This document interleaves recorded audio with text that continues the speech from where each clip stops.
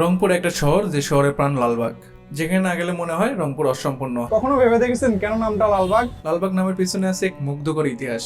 নবাব কন্যা শাহজাদি লাল বিবির নামে নামকরণ করা হয়েছিল রংমহলের এক অংশের। সেই অংশে ছিল অসংখ্য ফুলের গাছ, যা একটি বিশাল বাগানের সমান, আর সেখান থেকে নাম হয় লালবাগ। লাল বিবি ছিলেন পিতার মতো ইংরেজ বিরোধী। তিনি পরিকল্পনা করতেন কিভাবে ইংরেজদের বিরুদ্ধে লড়াই চালানো যায়, কিন্তু ইংরেজরা তার পরিকল্পনার খবর পেয়ে যায়। আর সেই মহামতি নারীকে হত্যা করা হয় 1832 থেকে 33 সালের দিকে। তার সমাধি এখন মাইগঞ্জে।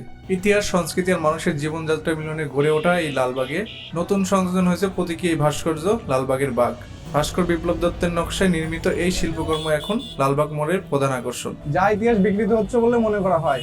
লাল বিবির শহীদ হবার 200 বছর পূর্তি হতে এখনো কয়েক বছর বাকি। এরই মধ্যে কি অবলীলায় ভুলে গেলাম তাকে।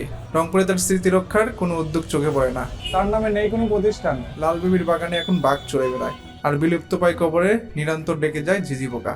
কালের পরিক্রমায় এই লালবাগ এখন রংপুর শহরের এক ব্যস্ততম এলাকা। হাটের দিনে লালবাগের কোনো দিকে পাই দেওয়া যায় না, চারদিকে শুধু গাড়ি আর গাড়ি। মনে হবে পুরো লালবাগ থেমে গেছে, কিন্তু ঠিক সেই ভিড়েই লালবাগকে চেনায়।